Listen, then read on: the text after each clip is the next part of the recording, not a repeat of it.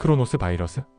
크로노스 바이러스가 유출된 지 약 2년이 지난 시점에 슬비는 평소와 다름없이 학교에서 자율학습 중이었다. 며칠 전부터 속이 좋지 않았고 이따금씩 심한 두통이 찾아왔지만 다음 주가 시험 기간이라 그러려니 했다. 아우, 머리가 깨질 듯이 아프네. 슬비야, 괜찮아? 슬비의 기숙사 룸메이트인 은영이 물었다. 평소 감기 한 번 안 걸리던 건강한 슬비가 어딘가 아파하는 모습을 처음 봤다. 아니야, 머리가 좀 아픈데. 시험 기간이라 그런 거겠지. 괜찮아. 슬비도 별거 아니라 생각했다. 그렇게 야간 자율학습 시간이 끝이 나고 기숙사로 돌아와 은영이와 함께 도서실에서 시험 공부를 하려고 했는데 슬비가 보이지 않았다. 은영은 평소와 다른 모습의 슬비가 걱정돼 여기저기 찾았다. 분명 화장실에 간댔는데 왜 이렇게 안 오는 거야? 은영은 슬비가 화장실에 간다고 했던 것이 기억이 나서 화장실로 향했다. 화장실은 조용했지만 한 칸만 문이 닫혀 있었다. 은영은 여러 번 노크를 했지만 아무런 반응이 없자 허리를 숙여 아래쪽 문틈 사이로 안쪽을 봤다. 그곳에는 슬비가 의식을 잃은 채 쓰러져 있었다. 소설 크로노스 바이러스 쓰러진 슬비 편. 슬비야, 왜 그래? 정신 차려. 하지만 화장실 문은 안쪽에서 잠겨 있었기에 문을 열 수가 없었다. 은영은 기숙사 사감 선생님을 찾으러 뛰어나갔고 친구들에게 슬비가 쓰러졌다는 사실을 알렸다. 그중 또 다른 슬비의 룸메이트인 주희가 화장실로 뛰어갔다. 주희는 화장실 옆 칸을 통해 슬비가 쓰러진 곳으로 들어가 문을 열고 슬비를 깨우려 했다. 정신 차려봐. 슬비는 눈을 떴지만 눈동자엔 초점이 없었고 아무런 말도 없이 신발도 신지 않은 채 자신의 방으로 터벅터벅 걸어갔다. 친구들과 기숙사 사감은 119 구급대에 전화해 슬비를 급히 병원으로 이송했다.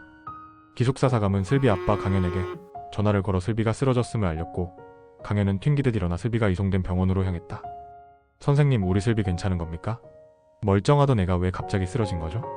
병원 도착 직후 경련을 했고 CT와 MRI 촬영 등 몇 가지 검사를 해봤지만 특이사항은 없습니다.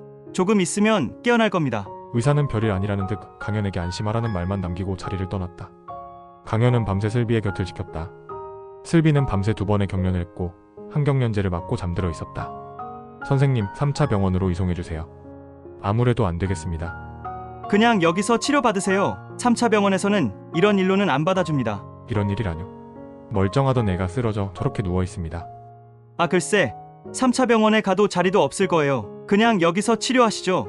강현은 의사들의 대수롭지 않다는 말투와 그들의 행동에 너무나 화가 났다. 지난밤 슬비가 잠시 깨어나 강현을 안심시켰을 때 슬비는 갑자기 경련을 하기 시작했다. 의사들은 느릿느릿 걸어와 멀뚱히 쳐다보기만 했고 강현은 그런 의사를 다그쳤다. 지금 경련하잖아요. 안 보입니까? 뭐 하시는 거예요? 빨리 손을 써야 할 거 아닙니까? 하지만 의사는 경련하는 슬비에게 다가가 항경련제를 투여하고는 진정되는 슬비를 잠시 지켜보다 자리를 떠날 뿐이었다.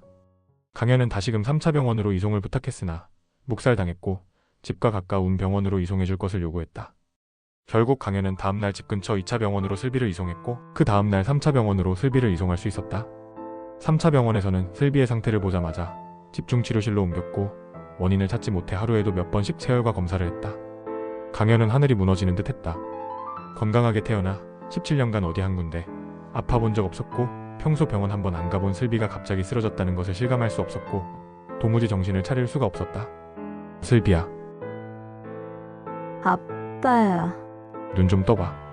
강현이 할 수 있는 것은 아무것도 없었다.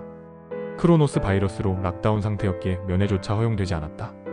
24시간 집중치료실 문 앞을 지키고 있는 강현 내외 모습에 간호사들이 몰래 한 번씩 면회를 시켜주었다.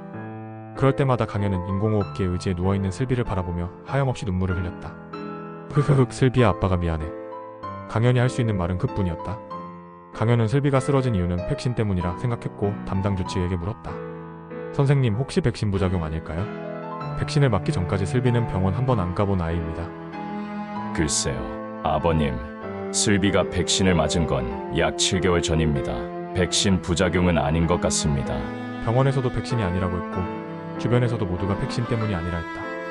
며칠 후 신경과 조치의가 강현에게 말했다. 슬비의 병명은 자가면역내염인 것 같습니다.